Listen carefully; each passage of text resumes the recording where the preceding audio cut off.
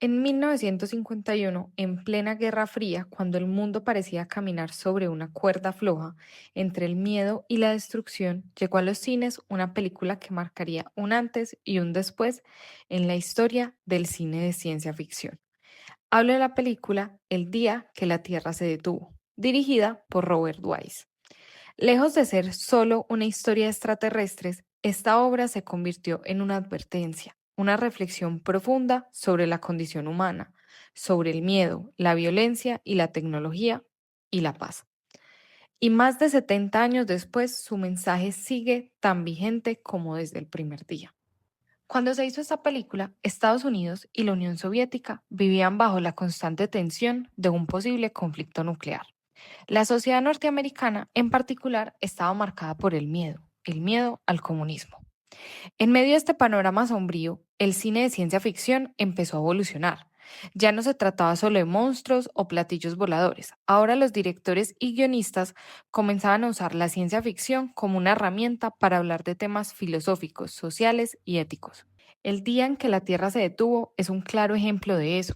No solo una historia sobre un alienígena y un robot, es una crítica poderosa al militarismo, a la intolerancia y a la forma en que incluso con toda nuestra inteligencia seguimos repitiendo los mismos errores. Tenemos 5 escenas clave. Primero es el aterrizaje de la nave en Washington. Una nave extraterrestre desciende suavemente en la capital política del mundo occidental. El extraterrestre Klaatu sale con calma, con un artefacto en la mano como muestra de paz, pero lo primero que recibe es un disparo. Es un acto impulsivo, motivado por el miedo. El simbolismo.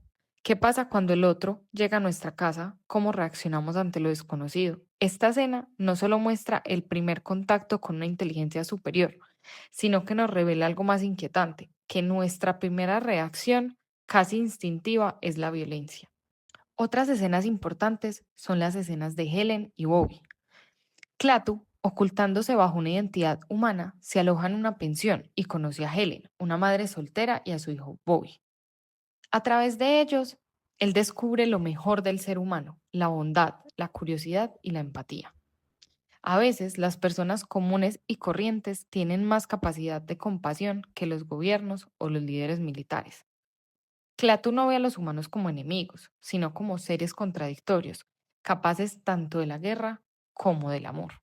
Cuarta escena importante. Gort derritiendo armas y vehículos. Después de que Klaatu es atacado, entra en escena Gort, un robot alto, metálico, imponente.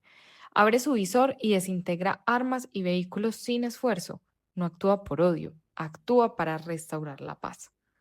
Gort representa la tecnología como una herramienta de disuasión, pero también como fuerza de destrucción. Esto nos lleva a una pregunta clave. ¿Quién controla la tecnología? ¿La ética o el poder?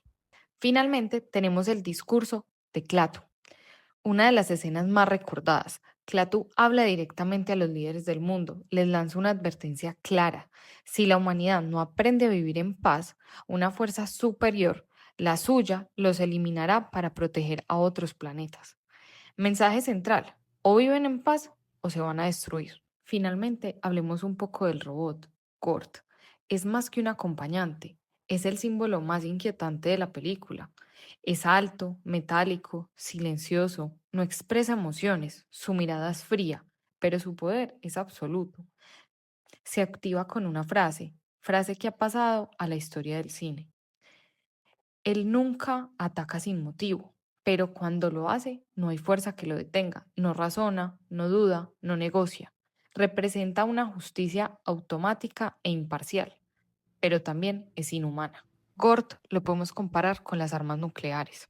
Tiene un poder enorme, absoluto, y es un último recurso que jamás debería utilizarse y que solamente espera una orden para actuar. En conclusión, vivimos en una era donde la automatización, la inteligencia artificial, la vigilancia y las armas autónomas son una realidad cotidiana.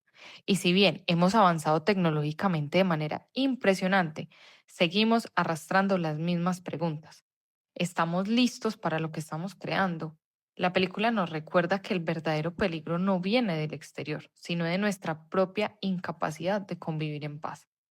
Klaatu no nos ve como enemigos, pero sí como una especie peligrosa para sí mismo.